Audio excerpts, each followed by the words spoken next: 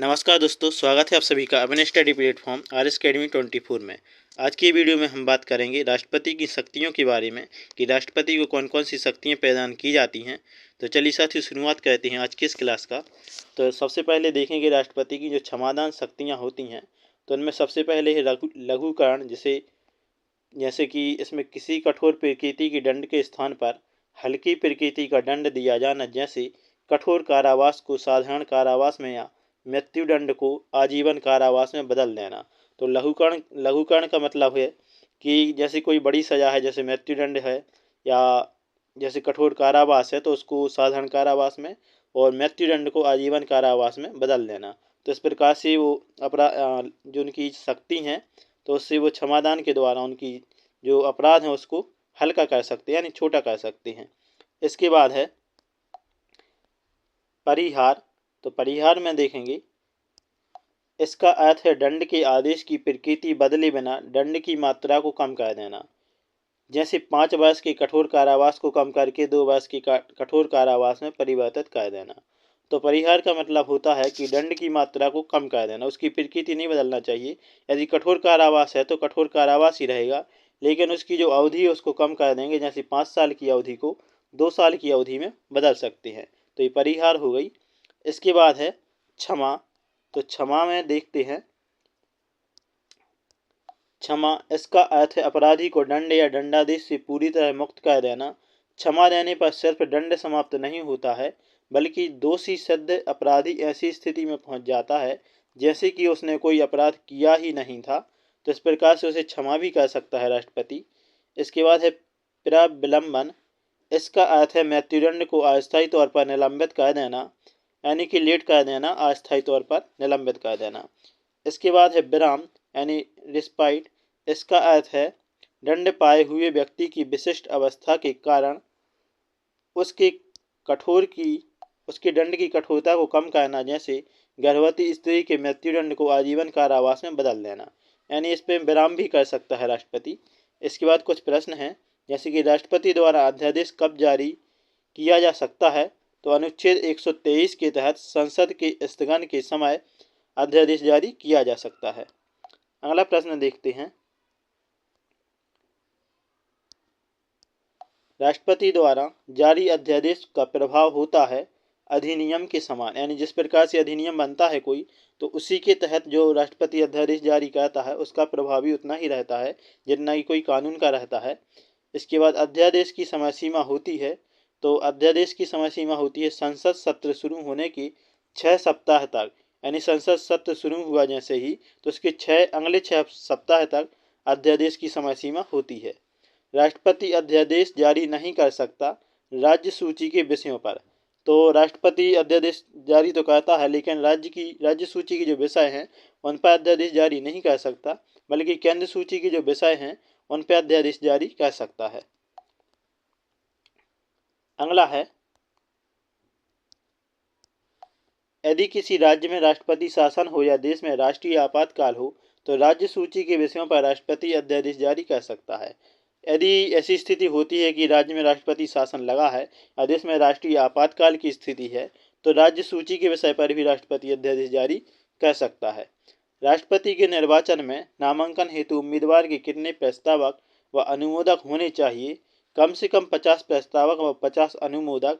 तो इतने प्रस्तावक और अनुमोदक तो होने ही चाहिए राष्ट्रपति के निर्वाचन में।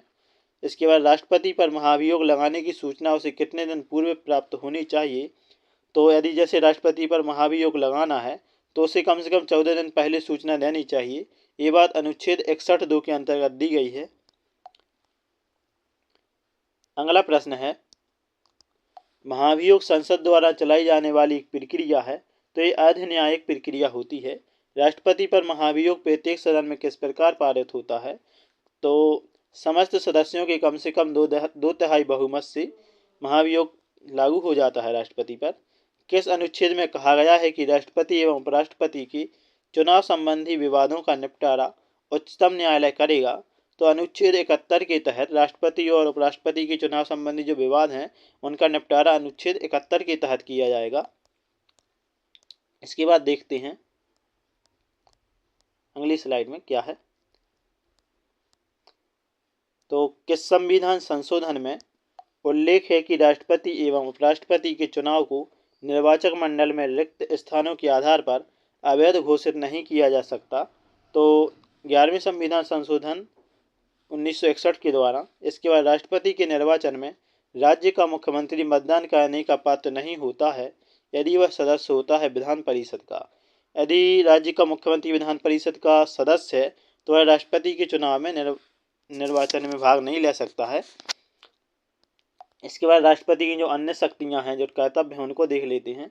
तो जो राष्ट्रपति की शक्तियां और कर्तव्य हैं, जो कार्यकारी शक्तियां यानी काम करने वाली, तो भारत सरकार के सभी शासन संबंधी कार्य राष्ट्रपति के नाम पर किए जाते हैं। तो जितने भी कार्य होते हैं भारत के, सभी राष्ट्रपति के नाम पर ही किए जाते हैं। राष्ट्रपति प्रधानमंत्री तथा अन्य मंत्रियों की नियुक्ति करता है तथा वे राष्ट्रपति के पैसाद पर्यंत कार्य करते हैं।